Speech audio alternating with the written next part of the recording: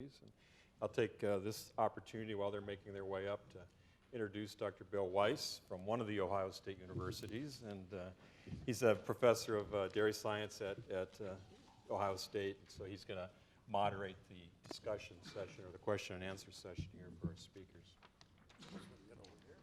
I could tell a joke about the Ohio State, but I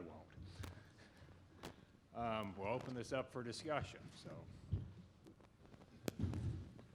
if not, I'll just start off, and then we heard a lot, and this is plenty one. You know, a small increase in efficiency in these developing countries would have a huge impact on greenhouse gas and everything. What's the barriers? We're just not really complex technology. Another pound of corn, but what's the barriers? And anyone? Okay, let me perhaps go for that one.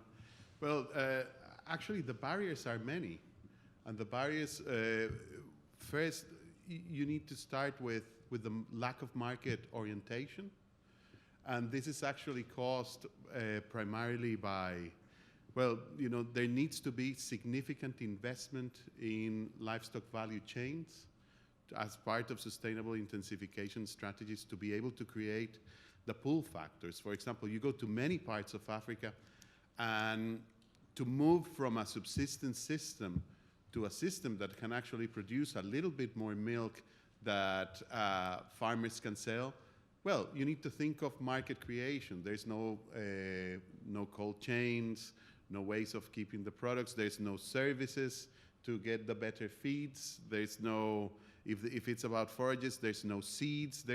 So look, there's a lot of the enabling environment to make sure that those small changes happen are simply not there. And this is, you can see the evidence of this.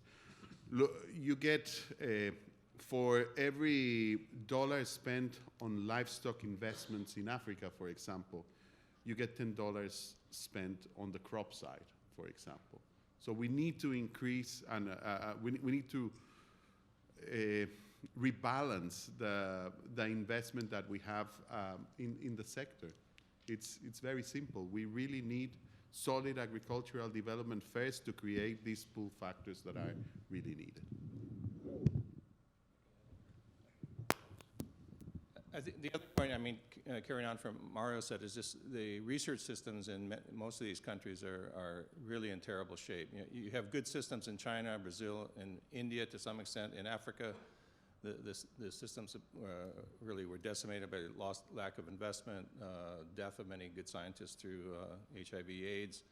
So you don't have the quality of scientists there who can really adapt, do the breeding and adaptation work to really develop the efficiencies that you need in the animals. And the international community, you know, exceptions like ILRI, where Mario worked before, has done very little to really work and develop those systems and to try to adapt, say, systems that work well in the US or Europe to the conditions in Africa or parts of Asia. So that whole system needs to be rebuilt before a lot of the progress can be done too.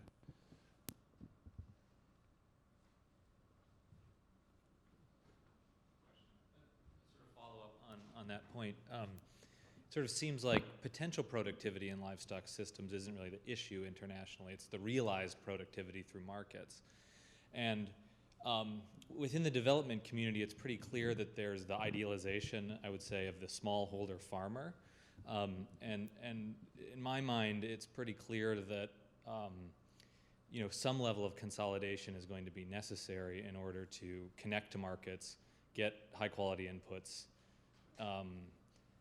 You know, so you know, to what extent do you think that the aid community globally needs to reorient on some of these market-based mechanisms that naturally require less people being farmers in the developing world as opposed to you know, subsistence farmer agriculture? So is that a view you share, or is that something that can be better articulated by a group such as this to make a sort of contrary case to what I think is conventional wisdom in the development space?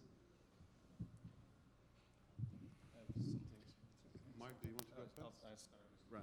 Yeah, I actually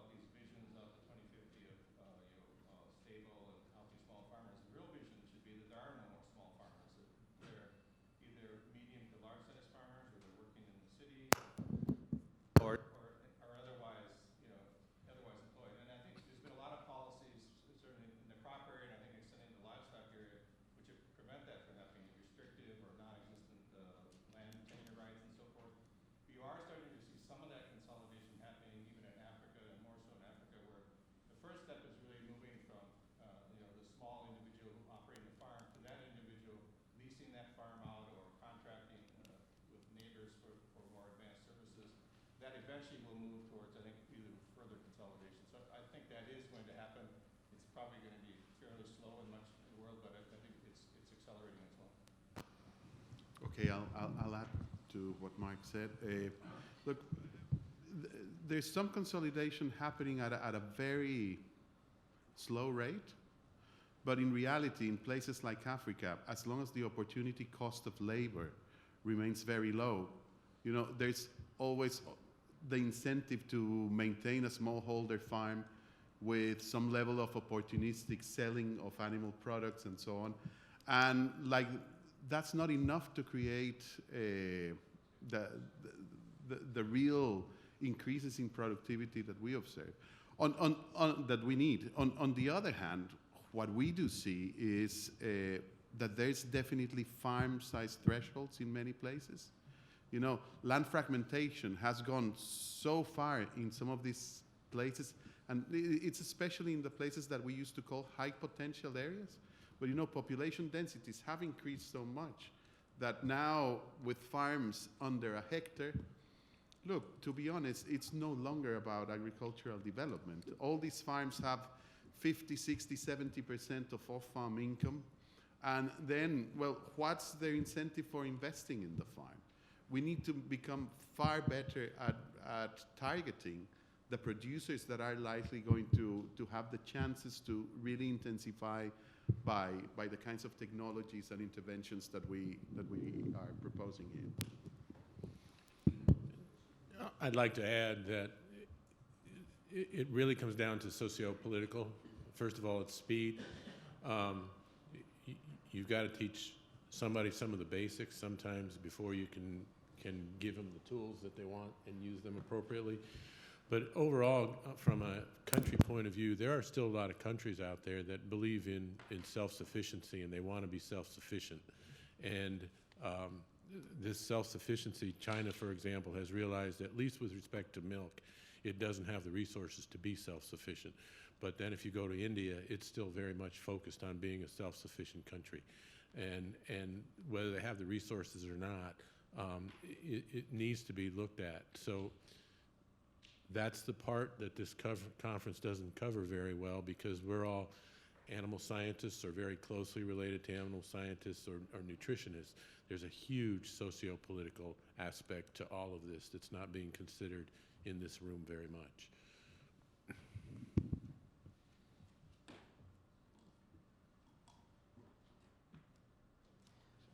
I'll take a crack at it, and I don't care who answers, I guess. I'm Glenn Carpenter. I'm National Leader for Animal Husbandry with USDA NRCS, and we're the USDA agency that deals with the environment. We all know there's a lot of problems with animal production, with waste products that are produced. One thing that I've noticed over the years with a lot of nutrition research is that it stops at the animal. That once we find out how many eggs are being produced or how much weight is being put on the animals or how much milk is produced, we stop there. We don't go beyond and look at the manure and look at the waste products that are being left over. With globalization and with an increase in production in the United States to take care of exports, it means that we produce more and we produce more waste product. I believe I've heard that now that Smithfield is owned by the Chinese plan on doubling production in the United States of swine. It's a lot more swine manure. I guess I'd like to, how do we deal with more production of waste products and overutilization of resources as we increase our globalization and our export market for our products?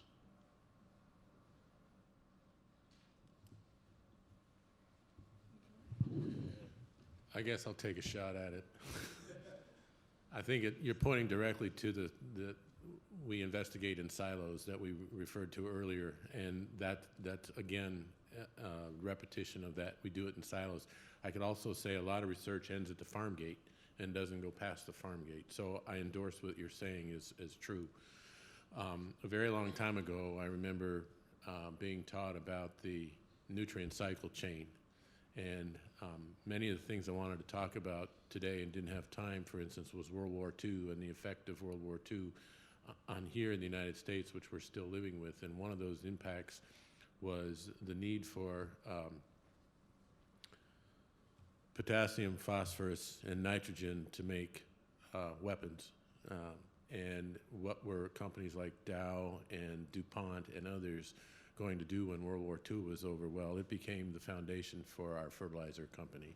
And what that allowed to do was the segregation of plant crop agriculture from animal agriculture. And I think much of the world can look at the United States and see how that flow was disrupted. And we have animals primarily on the coasts where the water is because they need the water, and we have the plants growing in the heartland of the U.S. where we're irrigating. And so what we've done is disassociated all those pieces of the agricultural and the nutrient system. And somebody said, I can't remember who, things are going so fast, but we're not charging enough for water. We need to understand what the true costs of producing food are, and somebody has to bear those costs. And until we bear those costs, and until we, I'm sure there are people who are motivated to figure out how to recapture the nutrients that come out of animal waste and put them back onto crops. But until there's the financial incentive to do that, it's not going to get done. Do you want it, Mario? I just want to add to that in many parts of the world, manure is a good thing, actually, especially in the smallholder systems. Any increases in manure are usually integrated with crop production. And look, in these mixed crop livestock systems, which form the backbone of most of the agricultural systems in the developing world, the problem rises where you have large concentrations of animals in both feedlots for ruminants and for monogastrics. And that's where very strong regulations will really need to occur, in order to prevent pollution problems.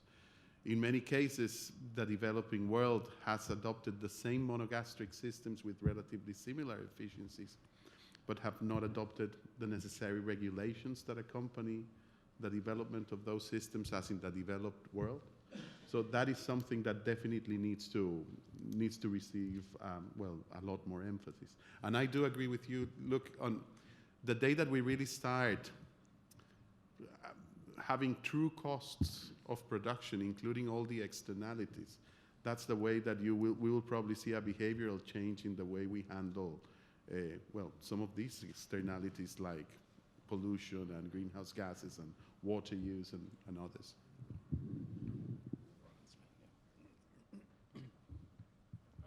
Other questions?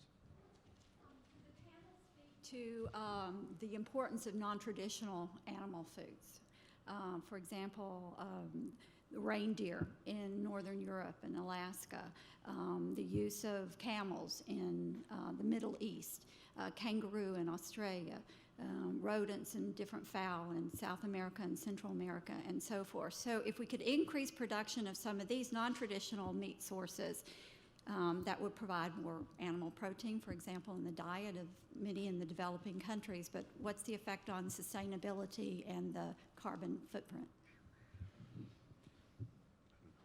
Well, I mean, yeah, if you compare those non-traditionals to the traditional ones, they're so small that it's hard to imagine that any level of growth in those would make a dent in the required meat. You know, the biggest among those is bushmeat in Africa, and that has very bad effects, of course, on health, sustainability, and others. That's often a source of disease outbreaks in Africa that are, and so I think those are niche markets that can be important locally, but I don't see them contributing globally to anything. I may be wrong. A quick response to that, I agree, but there have been some recent reports from South America that suggest that some of the native species of fish are going to be at least tested for aquaculture as aquaculture species. So that may be, and I don't have any data to report, but that might be one area where it can grow beyond a niche market. Yeah, I would second that. In fact, I was surprised you didn't mention fish, because fish are very definitely part of that. But what I wanted to go on and say relates to this niche market sort of point of view. One thing I've learned to do, and I still do it, and I have to remind myself every day, is get out of our U.S. centrism with regards to looking at things, and that goes for the activists as well. And you know, we hear a lot about meatless Mondays and giving up meat and so on, and I've done some rough napkin calculations, so I'm not saying these have been peer-reviewed or anything like that, but it's something I'm going to look into further, and that is, based on what I've done on the back of a napkin, I believe if we cut our meat consumption in the U.S. And the rest of the developed world, primarily Europe, in half to get back into what would be considered healthy meat consumption requirements, that only addresses about 5 to 10% of the global growth in animal protein production. So it reinforces what was said down there about this demand is so large that's coming. The things we're talking about, while they may help, are very, very small. There is the beauty of the non-traditional animals, especially if they're small, is that they have very short cycles usually, so they're very resource use efficient. They don't use a lot of land. You can feed them on, well, in the majority of the cases, on scraps. So these are taken usually as a diversification strategy also for the poorest members of the communities that can afford cattle. So there's a lot of projects trying to promote that kind of thing, and they show plenty of local success, especially with, say, cane rats, agoutis, guinea pigs around the Congo Basin, and things like that. I think they will become an increasingly valuable source of protein, especially for the poor. Yeah. You reminded me of one more thing. You separated milk out, and milk needs to be separated out in those analyses. The demand for milk is second only to the demand for poultry production that's going to come along. What I've done is taken the solids content of milk and gotten rid of the water, and the tons of solids is only second to poultry. Eggs and milk, especially in developing countries, represent a primary source of protein because you don't sacrifice the animal to get that protein. And in the U.S. today, for instance, a typical dairy cow, that's the one that lasts for almost 3 lactations, produces over 5 times its own body weight in nutrition before it goes to market as a beef cow. So you're looking at a very efficient animal that recycles nutrients through its body, and you don't sacrifice that animal. The same is true for eggs. That's not true for a meat animal. I'm sure the National Pork Board and the NCBA will be after me for saying that, but those are other things we have to consider, is those products we can get without sacrificing the animal. Yes, my name is Max Mayan with the aquaculture program at NIFA, segueing into your. We've talked today primarily about terrestrial animal agriculture, and the speakers talked about greenhouse gas emissions and climate change, efficiencies of protein production, protein demand from growing populations, ruminant inefficiencies and life cycle assessments. Where does farming of aquatic animals fit into all of this? Yeah, actually, we've also done long-term assessments of the fish and aquaculture sector, which I didn't bring it into this talk, which maybe I should have. We have a big publication jointly with the World Bank that came out last year on Fish to 2030, and it's extremely important. Of course, as you probably, I'm sure you know, that almost all the growth is going to be in aquaculture, with nothing more growing, and possibly declining catch from the ocean. And of course, that does bring up a whole set of issues, environmental issues and feeding issues in that sector that are sometimes comparable to the livestock sector. It's not an easy win, but it's an extremely important part, and we show very substantial increases in consumption of fish. Again, with actually a little faster growth in fish in developed world than meat, and very rapid growth in developing countries as well, and basically all from aquaculture. So it's very important. Any other comments, questions?